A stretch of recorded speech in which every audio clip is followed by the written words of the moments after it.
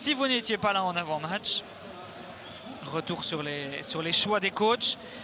À voir, à confirmer l'animation et l'échiquier de Felice Mazzu. On part sur un 4-4-2 qui envoie directement dans le dos de Van Wesemal. Une première zone de trouver pour Thibaut Verlinden. Avec un premier centre dévié. D'autant, ça passe juste à côté. La première occasion. Après à peine 30 secondes, qui arrive trop tard. Et peut-être aussi eu un peu peur du poteau.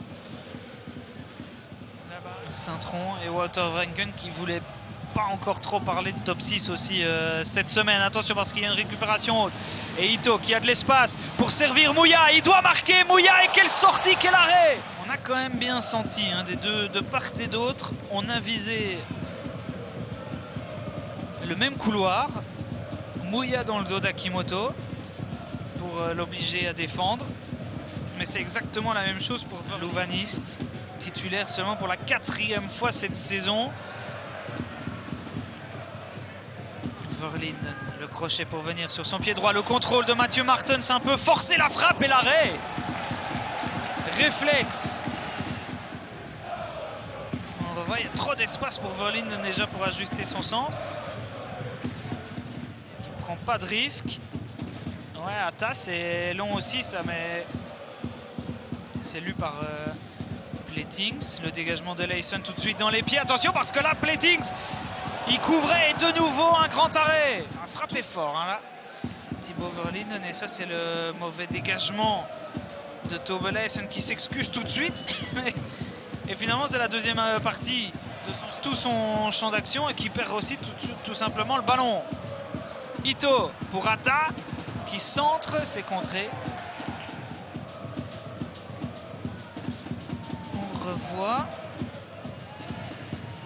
Et ça va être revu par Bert Verbeek qui va traverser tout le terrain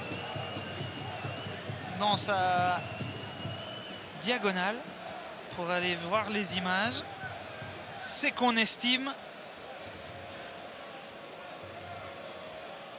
qu'il y a une erreur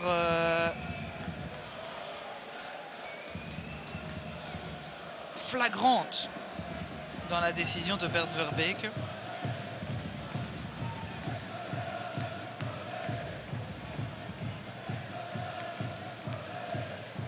Ouais, et c'est vrai que le bras, au moment du contact, n'est pas tout à fait collé au tronc.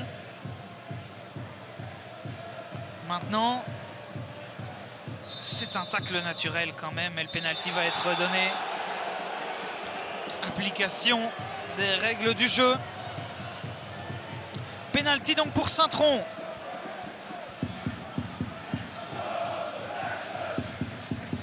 C'est Ito qui va pour le moment se placer au point de pénalty face à Tobe Leison qui cette saison a déjà dû faire face à 4 pénaltys. Il en a arrêté un, celui de Max Dean, il y a 3 semaines désormais.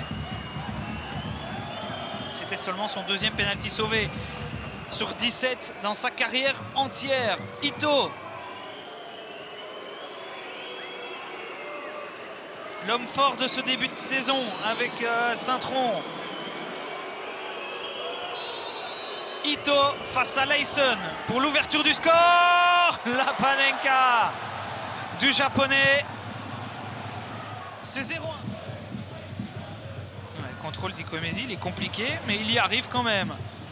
Et se retourne bien entre Goto et Mouya. Le changement de côté est magnifique. À voir si le drapeau se lève. Ça arrive chez Martens, la reprise. L'arrêt de Kokubo. De ce genre de choses, il est capable de faire des solos énormes. Il n'est pas question de hors-jeu. Et il fait tout très bien en fait. Et toujours dans ce rond central, tout est très compliqué pour les louvanistes. Il faut aller chercher Verlinden. Ça fait longtemps qu'il n'a plus eu un ballon comme celui-ci. Verlinden en retrait. Et puis la déviation d'Ikwemezi sur la frappe de la Commis. C'était bien imaginé.